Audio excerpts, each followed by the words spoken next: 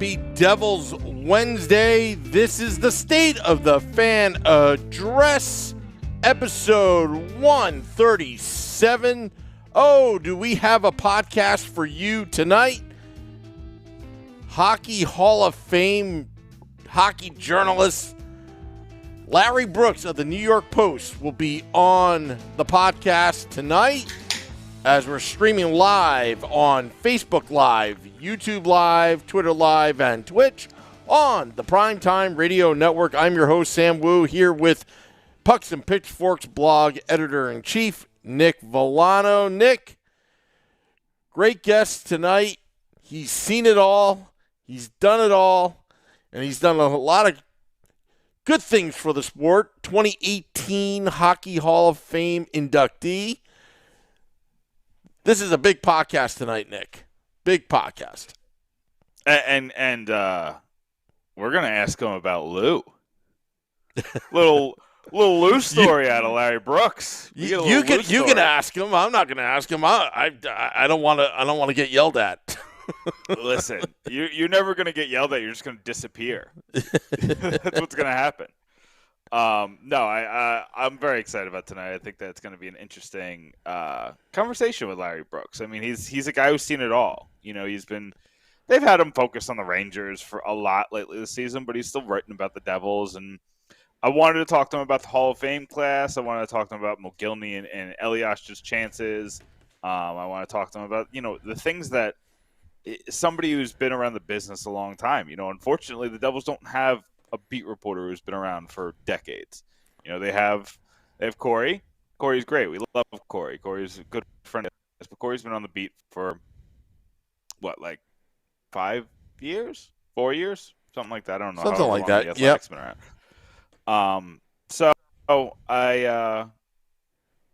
Sometimes you got to go old school, Sam, and Larry Brooks is a guy who's been around and knows the game. He's seen the game change 6 times over, and I want to get that kind of knowledge out of somebody. And he's somebody who's been unkind to the Devils in the past, but I feel like that the Devils don't always deserve to be kind to. I feel like they, sometimes you just need somebody to call them out on their mistakes, and Larry's somebody who's willing to do that.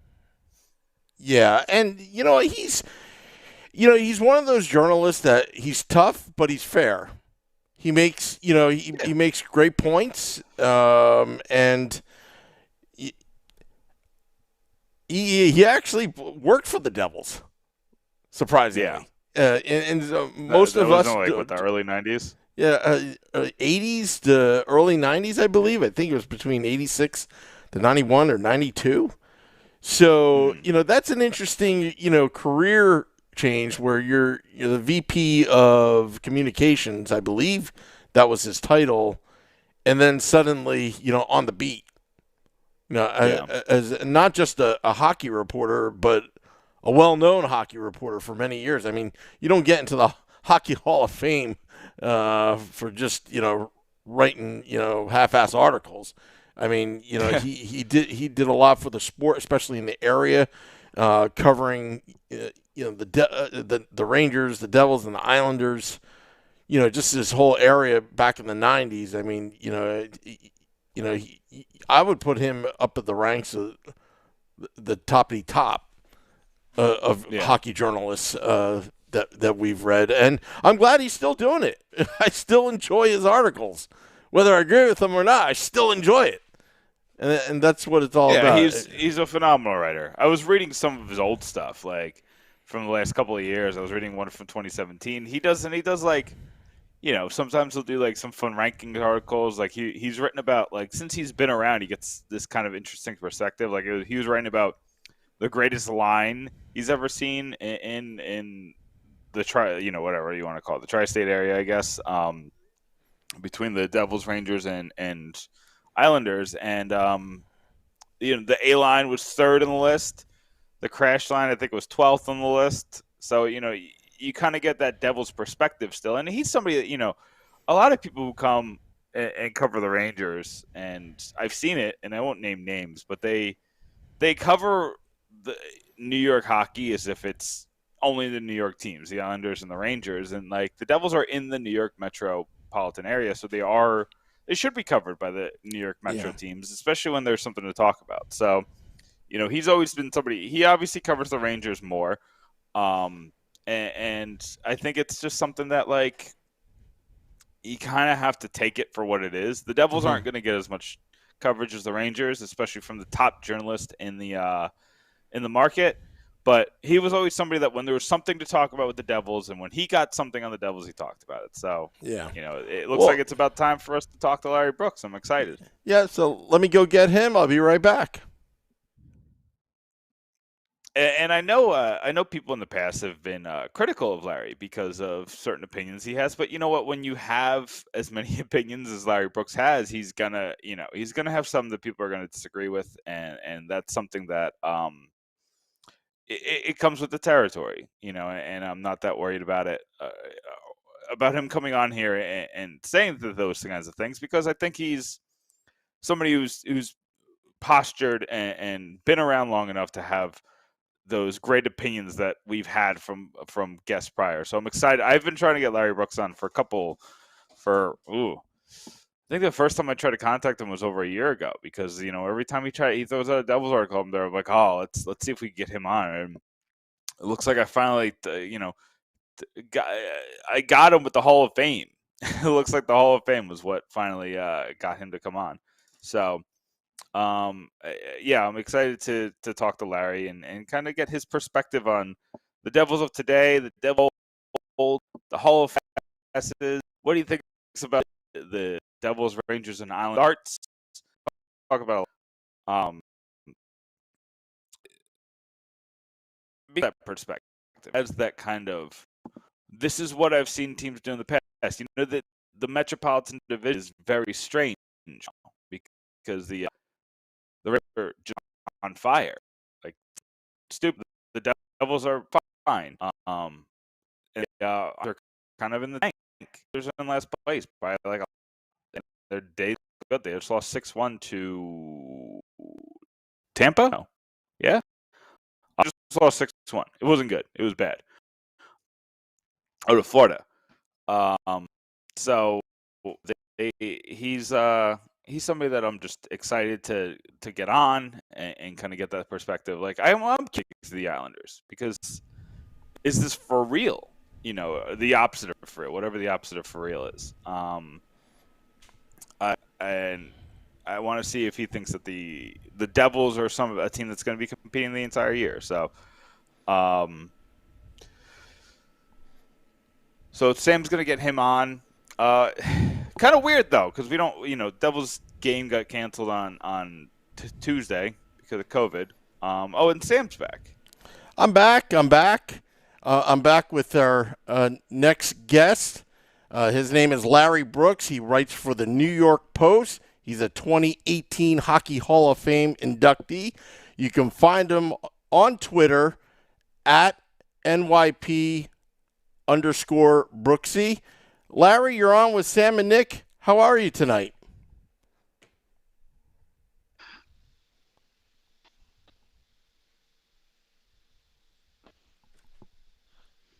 Hey, Larry, can you hear us? Yeah. No, I can hear you. Can you? I said I'm great. How are you guys doing? Oh, we're doing good. We're doing good. I think we had a slight technical difficulty, but I think we got you back. So great to have you on. Good. Thanks for coming, Larry. Sure. Thanks for the invite. So you've been around, you've been around the beat of this metropolitan area hockey for a long time. You've seen, a lot of different things. I did want to start though with kind of the Hall of Fame classes. Hockey's been real weird about the Hall of Fame lately. Like certain kinds of players are getting in, certain kinds of players aren't. There's two very specific Devils that aren't getting in. They're kind of, I don't know if they were hurt by the fact that Devils are known as the defensive team, but it's Patrick Elias, it's Alexander Mogilny. Obviously two very different careers with the Devils, but obviously, two impactful careers with the Devils. What are your thoughts on their Hall of Fame cases? And do you think that they're eventually going to get in, or do you think that they're, going to be guys who always are on the outside looking in? Oh, I expect Mogilny I expect McGill to be in within a year. His omission to me is inexplicable. He capped his career. Well, he actually was all right in Toronto after he left New Jersey for a bit, but he capped his career with the Devils, but he made his Hall of Fame career in Buffalo, clearly, and then went to Vancouver. And when he came to the Devils, I mean, listen, when he came to Buffalo, first of all, he defected. His historical position in NHL annals should stamp him a Hall of Famer alone. He scored 76 goals as a rookie. He and Pat LaFontaine represent one of the great 1-2 punches in the history of the NHL. It's inexplicable to me that he's not in already, and I think that's just a terrible omission, a snub that'll be reversed fairly quickly. But when he came to the Devils, and I got to know him a little bit, he was still a great offensive player, but he was as responsible away from the puck as anybody, and that's why he fit in so well with New Jersey. Elias, I think, is going to be a long-term case. I think there are a lot more subtleties to Eliash's game that people who may not have followed the Devils or weren't quite paying attention to what was going on up front, because so much of the attention was directed on the blue line and in goal, may overlook Elias, how good he was. His numbers are right there with Hosa's, who was inducted this year on his first try. They're right there with him. And the two things I think that set Elias apart, because I think his numbers are very are tantamount to those of the Sedins and of Daniel Alfredsson. Alfredsson's actually a little bit better. His numbers are a little bit better than Elias's. But I think what sets Patrick apart is the fact that he was the best forward on 2 Stanley Cup championship teams, the great 2000 Cup winning team and the very resourceful 2003 team. He was the best forward on both those teams, and while the Sedins did not win a cup, and neither did Alfredsson, and Hossa was a complimentary player with the Blackhawks. So listen, they're all great players. I don't mean to diminish any of them. They're all great players, but I'm making the case is for Elias to be included in that group. And Patrick was just a remarkable defensive player who sacrificed, and he admitted later in his career, he knew he had sacrificed points and knew he had sacrificed offense, but was happy to have done it. He wouldn't have, this is the way he chose to do it, because he was playing on a team that was a Stanley Cup contender for the first 10, 12 years of his career. So, he was willing to make those sacrifices, but he was a great defensive player who actually changed positions for the last 5 or 6 years or whatever it was of his career. He was moved to center because the Devils needed him to play center. And I felt that too, diminished his point totals, because he was really not, I don't think, a natural center, but he became a pretty good one. I mean, he was, the left wing on 2 of the greatest lines in their history, certainly the best one in their history, the A line with Arnott and Sikora. And then he played with Gomez and Giunta. So, I mean, this is a guy who's the best forward in Devils history, and merits Hall of Fame induction, but it'll probably take a little bit of time for the committee to swing his way, I think. Let me go off, and I'm going to get yelled at in the chat for even asking this, but do you think things would be different if he signed that contract with the Rangers? Do you think we'd be looking at it differently now? Well, the rest of his career would have been different. It's hard to say what it would have been. Yeah. I think there would have been a chance for him to combine with Jágr and just make brilliance. But, I don't know. It's, there has never been a headline Devil or Islander who came to the Rangers and matched his success in New York. Just hasn't happened. And I think it's a very, very, very difficult jump to make. So would Elias have been an exception? I don't know. He would have immediately become an elite player. But again, it would have been a completely different dynamic. At that point, he had been in an organization only run by Lou Lamoriello, who runs things differently than anyone else in the NHL, and certainly always ran things very differently than the way the Rangers were run. So it would have been honestly, it would have been a culture shock. It would have been fascinating to watch, and I obviously would have been able to watch it, and I would have watched it. I know, since I was covering the Rangers at the time, I was disappointed that he didn't come. Yeah. But I think his legacy as the best forward in the history of the New Jersey Devils is worth the trade-off not to have come to New York. It's definitely fair. Definitely fair. So I want to fast forward to what's going on now. The Rangers are just starch on fire. I don't know. I did not expect this from the Rangers. The Devils have played better than I thought they were going to without Jack Hughes. Mm-hmm. They've been kind of surviving, and I think that's all you can really ask of the Devils right now. And the Islanders are I can't even explain it. The last score I saw of theirs was 6-1. The big headline is that they hurt Andrei Barkov. They're not doing much offensively. Their defense is not a staple. Is this, you're watching all three teams. You're kind of taking them all in and trying to find the headlines. But is this what these teams are? Are the Rangers world beaters? Are the Devils kind of a team that's going to fight for the playoffs? And are the Islanders not good? Well, I don't think Rangers are world beaters. That I can tell you. I don't think they're world beaters. I think they have a chance to be a pretty decent team. I do. I think they have a chance to be a pretty decent team, a pretty good team. It's not going to be easy to make the playoffs in the East. It's going to be tough. There are a lot of good teams, and I think the Rangers are certainly going to be in the mix. Throughout the year, their goaltending is superior. They're beginning to find an identity. They are resourceful, and they work pretty hard. And the last week has been a very encouraging week for them. They were winning games earlier, and still early, but they were winning games earlier almost exclusively on their goaltending. I mean, Shesterkin was just winning one game after another for them. In the last week, they've gotten good goaltending, but they had the break last week where they had 3 consecutive days of practice, and they really revisited their details.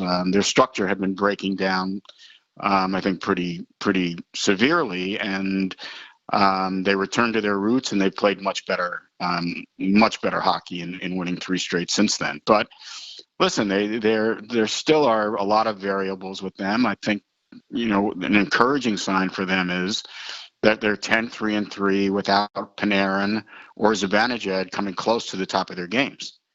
And, they are a very, very dangerous team when those two guys are operating at peak performance. Neither one of them is yet. So, that's one thing I think that's pretty encouraging about them. And we'll see. I mean, they're not a deep team up front at all. They've already, had injuries. They've had illnesses. They're going to miss Sammy Blais, who's down for the year. So they don't have a lot of depth, and they don't have a lot of depth down the middle either. So it's a very, very long season. But I do think I expect them to be in the playoff race. That's what I expected before the season began, and their record certainly is better than I would have expected at this point. But their performance is about what I would expect. I think they're a pretty good team when they play to a structure. They're a pretty good team. And a lot of the reason is the goaltending, but it's not as if the goaltender doesn't count. It's not as if it's not as if and they have a good goaltender. No, the goaltender is a major part of the team, just the way Henrik Lundqvist was for a decade and a half, just the way Brodeur was for 20 years. I mean, Hasek in Buffalo. You don't apologize for winning. You don't apologize for having a great goalie. So that's certainly a large part of it. I expect the Devils to be competitive. What that means is as pertains to the playoffs exactly, I'm not sure, but I expect them to be a competitive team. I think they spend a lot less time in their own end than they did last year when they started breaking down, and they broke down. We know pretty much right after they had the COVID issue. But even they were spending too much time in their own before that, and they were depending on Blackwood just to steal game after game for them, which is not really quite sustainable. So I think if the Devils if the Devils if the Devils can move the puck out of their own end, if they don't get trapped in their own end, I think they're going to be a very competitive team. It'll really be interesting to me to see how they react to Hughes coming back, because that kind of puts Mercer down a peg, or maybe they just maybe they integrate Hughes more slowly, depending on what they want to do. But as damaging as I thought Hughes' injury was going to be, and I'm sure it has been damaging to them, his absence, opened the slot for Mercer, who, is about as impressive a young player as I've seen in a while. He is good. Yeah, he's really good. He's an impressive player. He's always involved. So I think they'll, I think they'll compete. I think Hamilton has made a real difference to them. I think it was a good signing. It's obviously risky, that kind of a contract. The back end is, always looms, but I think it was very important for them to sign a player like that. And I think he makes a difference. And the Islanders, I don't think it's going to be possible to get an accurate evaluation of the Islanders until they've played at home for a bit. It's to start on the road with 13 games, you're a couple of times they got home for a couple of days, and I think they just were tired at the end of the trip, and they've been battered. They grind, and it's very tough to do from season to season to season. They went deep into the playoffs 2 years in a row. Even though neither season was an 82-game season, still it takes a real toll, and the turnaround was a little bit shorter this year. So I'm not sure. I think that I think their defense is clearly not what it had been the previous 2 years, whether that's on the six guys on the blue line, or whether it's a combination of the forwards not doing the work diligently enough, coming back, whether they're giving up too many odd man rushes, or the defensive positioning is, or they're not reading the plays correctly. I haven't seen enough.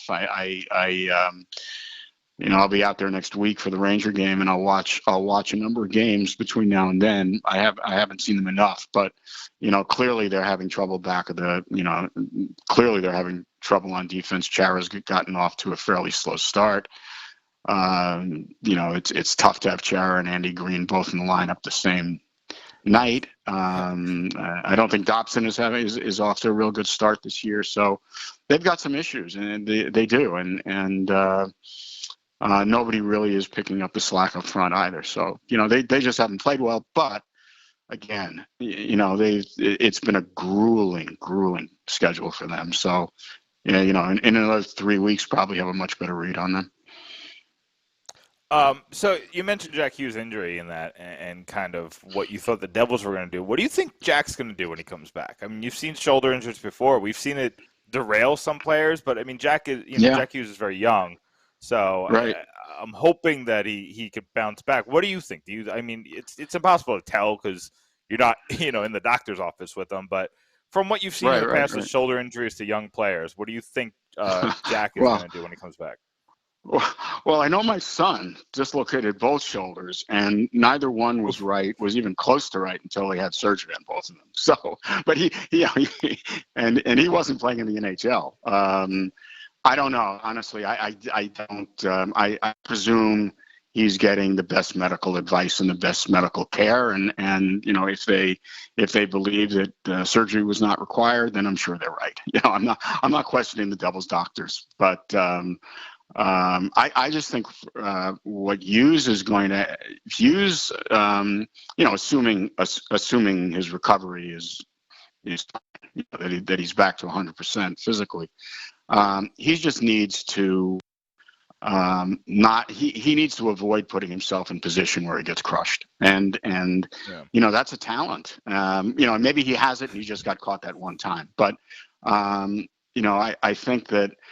When I think of Adam Fox, Adam Fox's escapability is one of his greatest attributes. He's obviously not a big guy, but he rarely gets nailed. Very rarely, because he's able to anticipate the hit, and he just doesn't put himself into that position. So I think Hughes is going to have to develop that seventh sense. All right, so Larry, we've had a lot of fun with you tonight. I really appreciate you coming on, but I would be remiss if I let you leave without at least telling us your favorite Lou story that you're allowed. That Lou's not going to come after you with the cement shoes for revealing. What's your favorite Lou story? You've been around him probably as much as anybody. I don't know. I don't know if my favorite, but and he'll be proud of this. But when I worked for him, and I just remember, when he would stroll into my office and kind of put $1 down on my desk and say, "Now go get a shave." That was always interesting. So even the communications guys needed to follow policy. No kidding. No kidding. So anyway, Larry Brooks, it was I learned a lot working for him. Yeah. How could you not? Yeah. But Larry, thank you. Larry, what do you got coming up on the Post? You got any fun articles you think our listeners and our watchers would be interested in? Well, I wrote today for tomorrow on Philip Hedl and Nils Lundqvist. So those are the two pieces I have running tomorrow. Appreciate you reading it.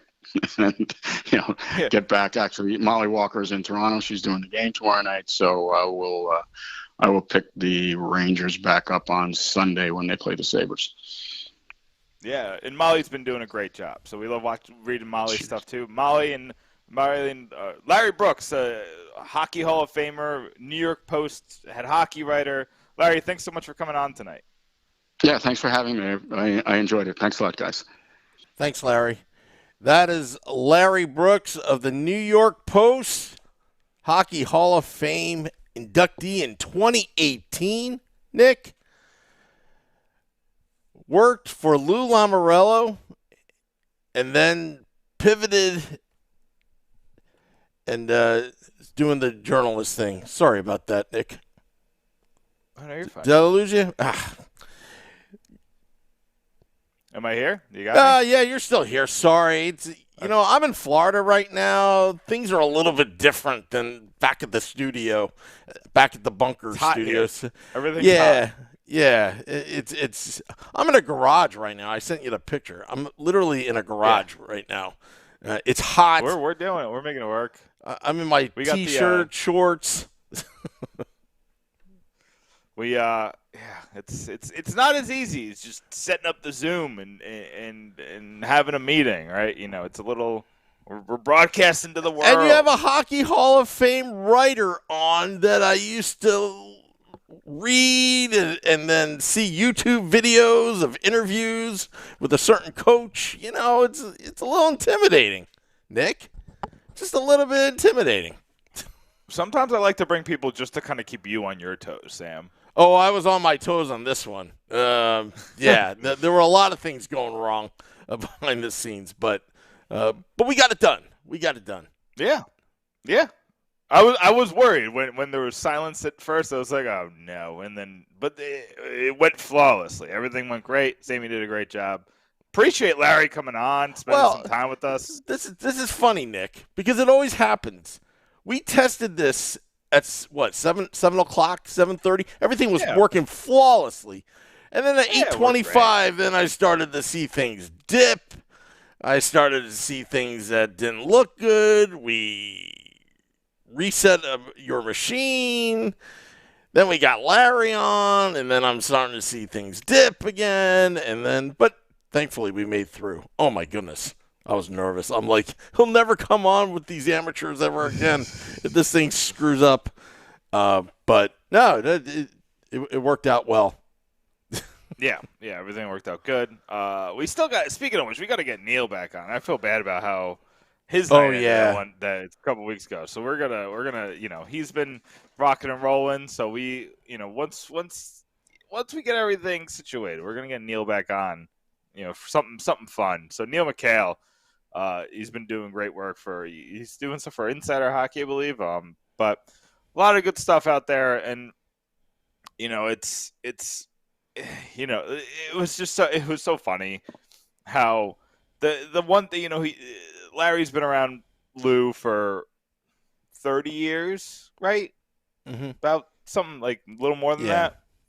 And the thing that sticks out is that he gave him $1 to go get a shave. Like the guy, Lou didn't even say, "Hey, listen, around here we like to have clean shaven face." Nope, here's $1, go get a shave, son.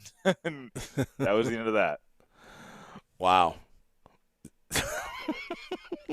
Right, you know what I mean? Like, I bet Larry has I would love to sit down and have a private conversation with him. And I bet you he's got so many stories. Just stories upon stories. Now you got it in. Yeah. You got it in next time, if we ever get in that press box for a Devils Rangers game, if we ever well, I actually bumped, there are a few people that I'm intimidated by. It's nothing they did. It's just when you appreciate somebody's work for so many years and then you actually get to meet them. I actually bumped into Larry during the 2012 Stanley Cup Finals in the press box. Yeah, and actually his because if anybody remembered, the press during the Stanley Cup Finals ate up some of the fan seating because it was an overflow. And I literally was sitting right next to Larry Brooks, maybe not next to him, maybe a couple seats down. And a couple of jamokes in between. Yeah, I mean, two other heavy hitters. Yeah, and jabronis. In my head, they're jabronis. Pierre LeBrun jabroni. Elliot Friedman jabroni. Give me the Larry Brooks. Yeah, and then I'm like looking over, and it's like, holy crap, it's Larry Brooks. Wow. And you always try to look at, what he's doing or what other journalists do, their preparation. I remember looking over Sherry Ross, how she used to prepare for games. Like she had like folders upon folders of information and everything was very organized and everything, her Post-it notes and all that good stuff. But Nick, you did a great job because I just like hid in the background just making sure that the feeds don't drop on us on live air. I was a little worried about that. But notice that I think so far, now that Larry's off the air, it seems like everything's working fine now. See, this is how it always works. This is what happens when you do things live. You don't get a second chance. You deal with it. Maybe we should do it like the NHL hockey teams do it and do everything recorded. Yeah, no. But you know what? There's nothing... not the time for the hits. Yeah. Well, let me tell you something. I have to plug here, Nick. I do have to plug here, if you don't mind. You plug. I got a fun article coming out tomorrow, too, so I have a plug, too, but you plug first. All right. Tomorrow night, we will be at the Sandbar Sports Grill in Cocoa Beach, Florida. As we're following the Devils down to Florida, we're going to do Game Day Live and Devils After Dark at Sandbar Sports Grill in Cocoa Beach, Florida. Google it. Andrew is a big-time Devils fan. He's the owner of the place. He's inviting me to his backyard rink on the beach at Cocoa Beach. Big-time New Jersey Devils fan. All the locals go to his bar to watch hockey. There's a lot of Canadians that go down south for the winter, and there's a lot of transplants from up north that have settled at Cocoa Beach. And he's the hockey bar down there. But he happens to be a New Jersey Devils fan, so we're going to go on the road tomorrow, Nick. I still haven't figured out the coverage plans. I'm still trying to keep myself awake after driving 20 hours straight from New Jersey after the Sunday podcast and just driving right through with 1 hour nap. I've done that drive multiple times, and it's one time the worst I've ever done, Sam. And this will make you laugh. I drove from West Virginia to Florida in a moving truck. Ooh. It took me 24 hours. I took a 30-minute nap in between, in the truck, sitting straight up. And do you know when I took that nap, Sam? It's when I was waiting for the car guy to come because one of our tires exploded. Oh. So, wow. So we were dealing with that. And then because of the extra time that we lost on the way, by the time I got back, I had time to move our stuff in and go to work. So wow. We got back. I started moving some couches in and started moving the bed in. Got everything in. And just went right to work, produced the news for the West Palm Beach station. It was definitely not a very good newscast. It was definitely one of my more lackluster newscasts, I can tell you that. Hey, you know what? Hey, you save it for those moments. But when Larry Brooks comes on, you got to turn it on. Yeah. Yeah. Aaron Judge can pull out a golden sombrero every once in a while. So can I, right? Yeah. Whatever my version of a golden sombrero is, that's what that was that night. But I did it. I got through 8 hours, and then I slept for a while. Well, after Thursday night, I got to rest up on Friday because Saturday is our big day. You and I haven't seen each other in almost a year and a half because of the pandemic, right? I mean, we saw each other during the pause, right in the beginning.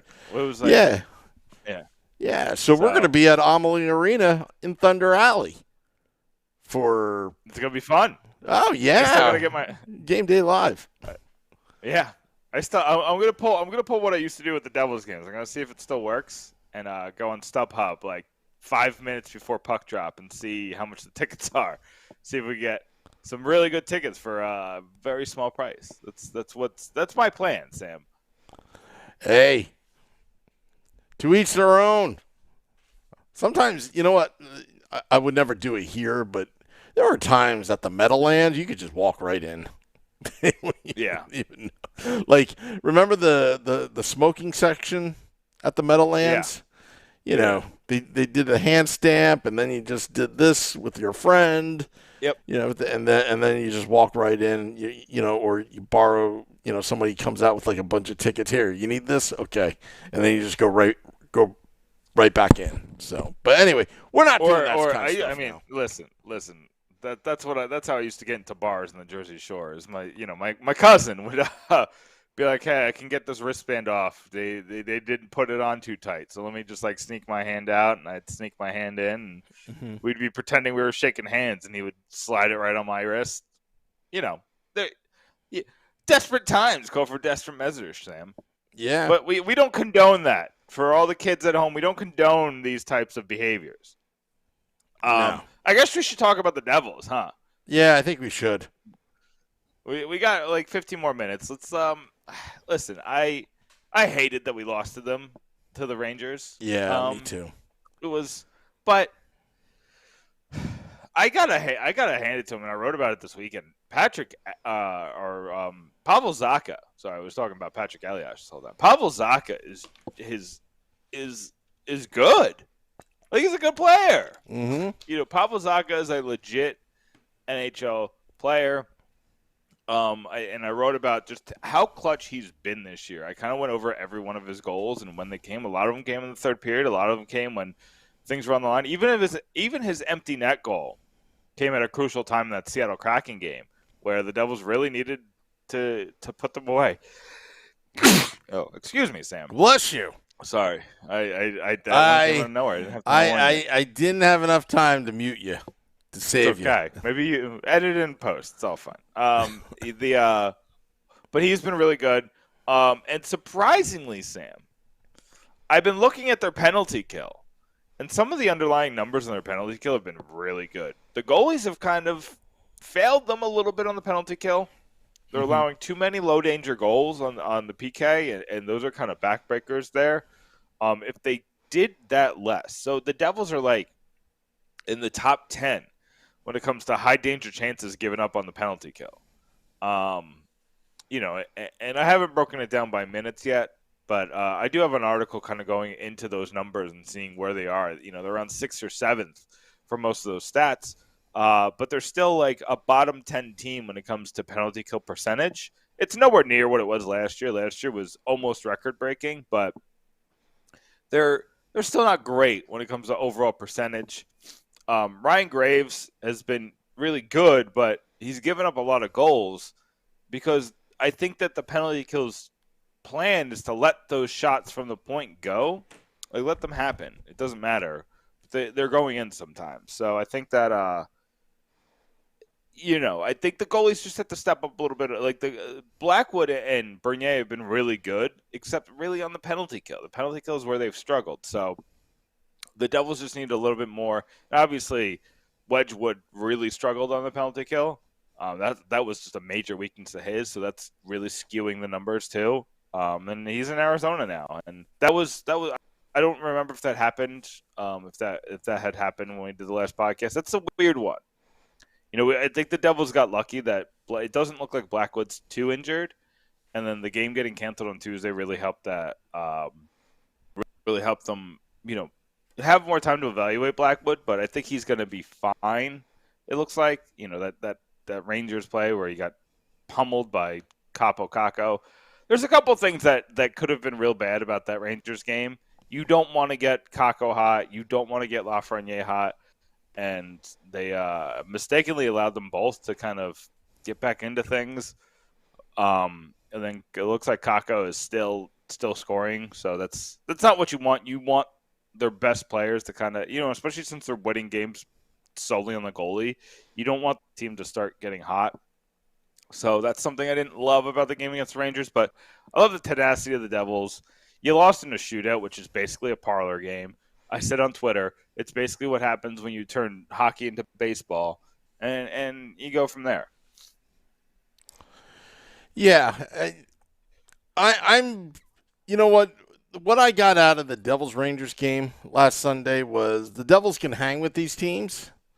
The Rangers won in a shootout. It doesn't discredit what the Devils had done in Madison Square Garden.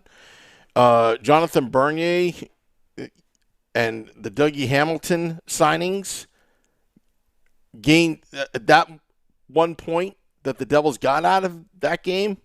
Yeah. The way Bernier came in, I mean, he was cold, but he held the fort. You got a good veteran goaltender back there. And Dougie Hamilton with that power play goal,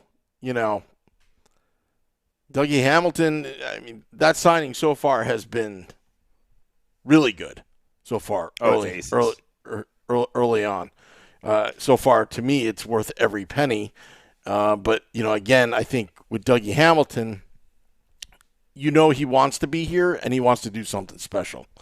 He's incentivized to do that. And I don't mind GMs giving out big contracts when there's so much to gain doing well in New Jersey, other than making big bucks.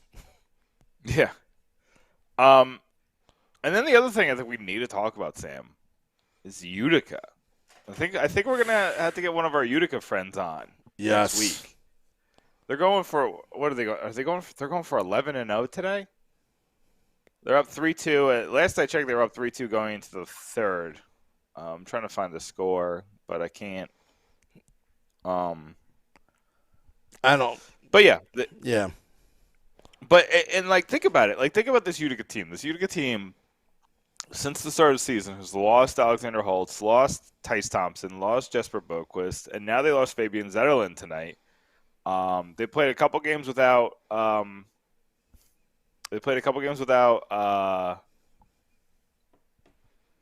Nico Dawes. Sorry, the name just escaped me. Nico Dawes and Akira Schmidt has been awesome. Nico Dawes has been awesome. Both their goalies have been destroyers of worlds.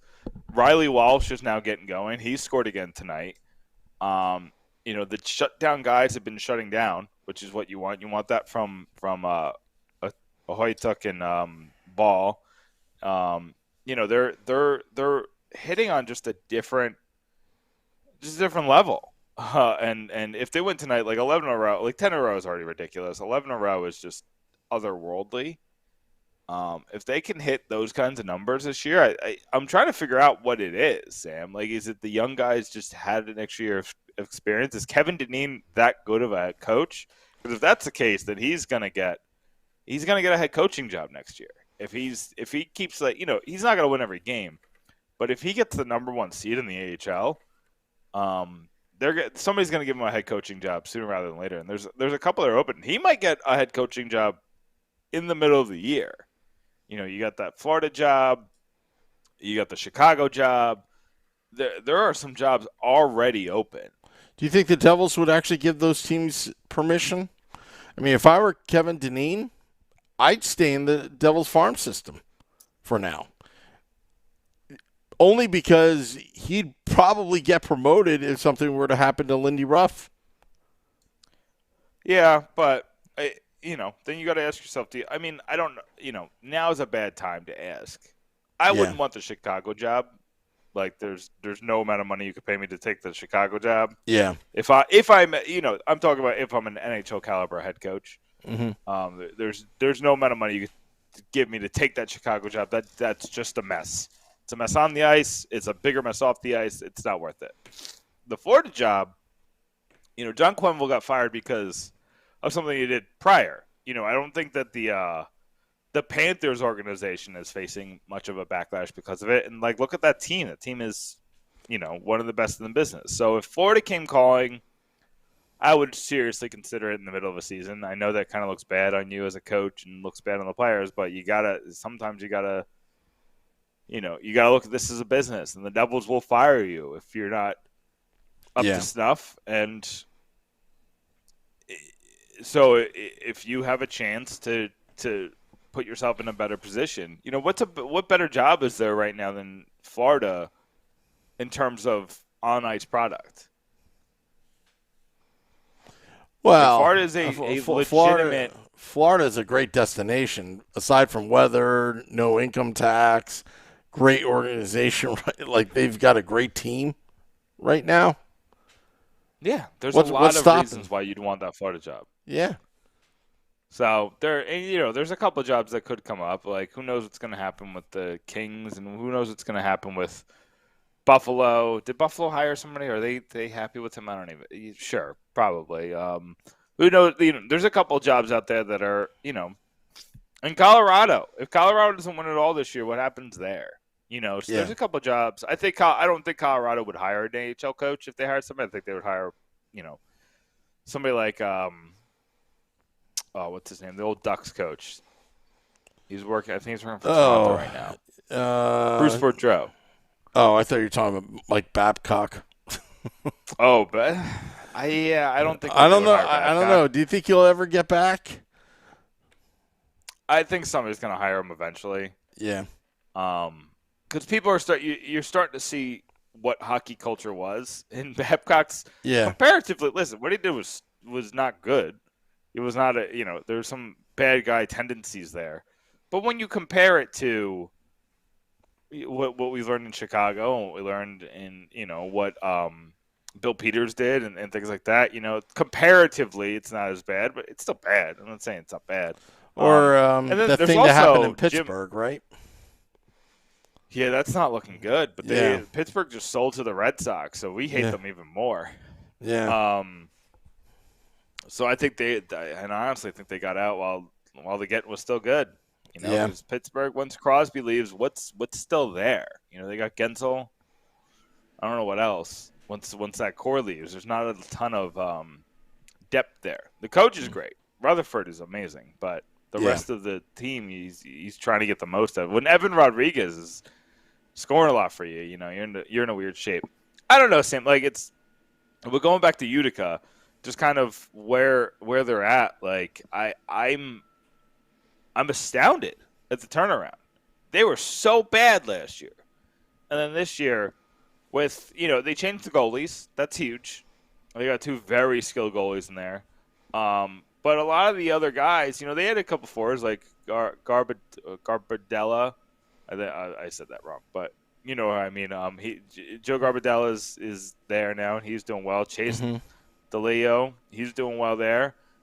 There's a couple of the veterans that are doing real well, and I really like that shows me that the Devils are in a good position to continue to succeed. Mm-hmm. Yeah, and this is what gives me hope. That's why, when things happen like last Sunday and Saturday, you just look at Utica, and it makes you smile because it's coming. It's coming. And Tom Fitzgerald has really put his name on it, his stamp on it. Corey Mastersack came out with a great article in The Athletic. If you haven't seen it, about Tom Fitzgerald, it's a pretty good article.